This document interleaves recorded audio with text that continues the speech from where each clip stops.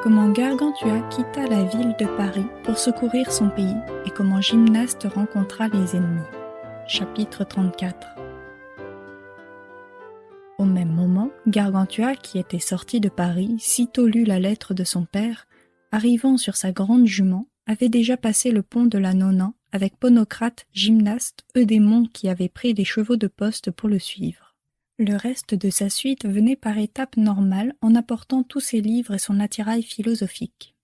Arrivé à Paris, le métayer de Goguet lui apprit comment Picrochole s'était retranché à la Roche-Clermont et avait envoyé le capitaine Tripet attaquer le bois de Vède et de Vaugueudry avec une grosse armée. Ils avaient couru la poule jusqu'au pressoir Billard et les excès qu'ils commettaient dans le pays étaient choses stupéfiantes et difficiles à croire.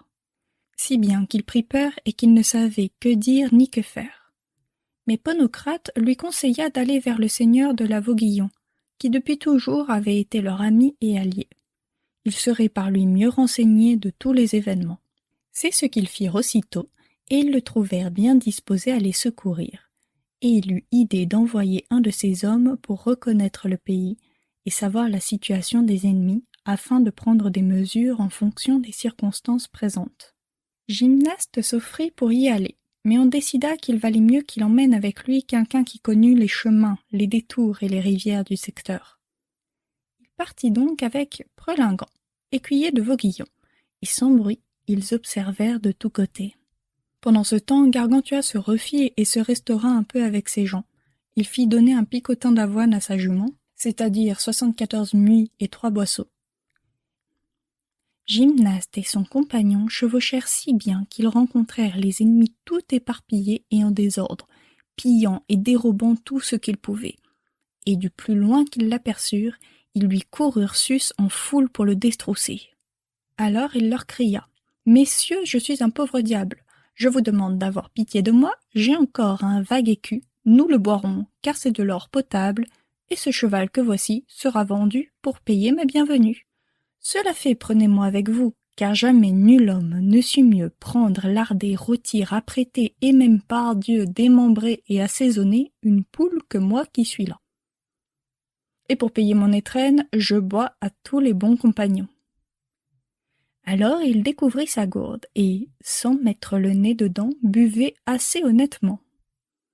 Les maroufles le regardaient, ouvrant une gueule d'un pied et tirant la langue comme des lévriers attendant de boire ensuite. Mais à ce moment, Tripet, le capitaine, accourut pour voir ce qu'il y avait. C'est à lui que Gymnaste offrit sa bouteille en disant « Tenez, capitaine, buvez-en sans crainte, j'en ai fait laisser. C'est du vin de la Foye Mongeau. »« Quoi ?» dit Tripet, « ce gaillard-là se moque de nous. Qui es-tu ?»« Je suis un pauvre diable, » dit Gymnaste. « Ah, dit Tripet, puisque tu es un pauvre diable, il est juste que tu passes outre, car tout pauvre diable passe partout sans péage ni gabelle. Mais ce n'est pas l'habitude que les pauvres diables soient aussi bien montés. Aussi, monsieur le diable, descendez que je prenne le roussin.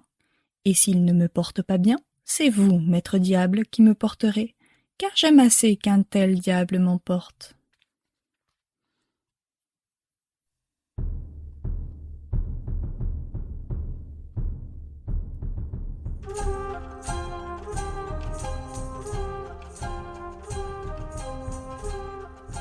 Comment Gymnaste tua en souplesse le capitaine Tripet et d'autres gens de Picrochole.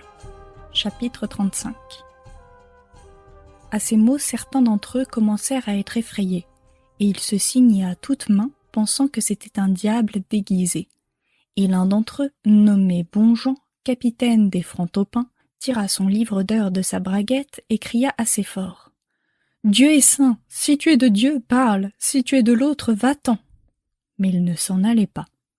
Plusieurs de la bande entendirent cela et ils quittaient la compagnie pendant que Gymnaste observait et analysait le tout. Il fit donc semblant de descendre de cheval, et quand il fut en suspens côté montoire, il fit souplement le tour de l'étrivière, son épée bâtarde au côté. Étant passé par-dessous, il s'élança en l'air et se tint les 2 pieds sur la selle, le cul tourné vers la tête du cheval, puis il dit « Mon affaire va à l'envers. Alors, dans cette posture, il fit la pirouette sur un pied et, tournant à gauche, retrouva impeccablement sa première attitude, sans rien en changer. Alors Tripet dit « Ah, je n'en ferai pas autant pour le moment, et pour cause. » « Merde, dit Gymnaste, j'ai raté, je vais reprendre ce saut. » Alors, avec beaucoup de force et d'agilité, il fit, en tournant à droite, la pirouette comme auparavant. Cela fait, il mit le pouce de la main droite sur l'arçon de la selle et souleva tout son corps en l'air, soutenant tout son poids sur le nerf et le muscle du pouce en question. Et dans cette attitude, tourna 3 fois sur lui-même. À la 4e, se renversant tout le corps sans toucher à rien, il se plaça entre les oreilles du cheval, tout le corps figeant en l'air sur le pouce de la main gauche, et fit dans cette posture un tour en vrille. Ensuite, frappant du plat de la main droite au milieu de la selle, il donna une impulsion telle qu'il s'assit sur la croupe, à la façon des dames. Cela fait, bien aisément, il passa la jambe droite par-dessus la selle et se mit dans la posture du chevaucheur sur la croupe. « Mais, dit-il, il vaut mieux que je me mette entre les arçons. » S'appuyant donc à la croupe devant lui, des pouces des 2 mains, il se renversa cul par-dessus tête en l'air et se trouva solidement installé entre les arçons. Puis d'un sursaut, il souleva tout le corps en l'air, se tint ainsi, pieds joints entre les arçons, et là, tournoya plus de 100 fois, les bras en croix, tout en criant à voix haute. « J'enrage, diable, j'enrage, tenez-moi, diable, tenez !» Tandis qu'il évoluait ainsi, les maroufles en grand ébahissement se disaient l'un à l'autre. « Par la mère Dieu, c'est un lutin ou un diable déguisé de la sorte. Des entreprises du malin, délivre-nous, Seigneur !» Et ils prenaient la route en courant, regardant derrière eux comme un chien qui emporte un aileron de volaille.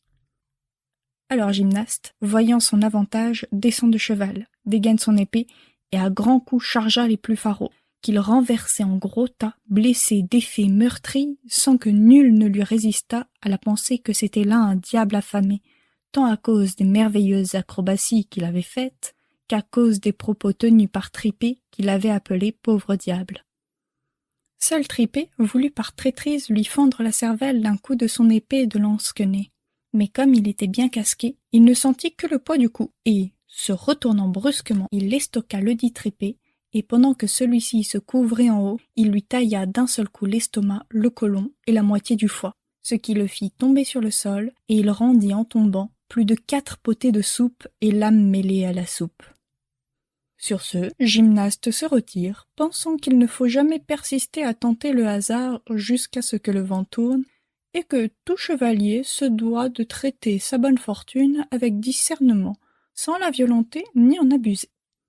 En montant sur son cheval, il piqua des éperons, prenant son chemin tout droit vers la Vauguillon, accompagné par Prelingan.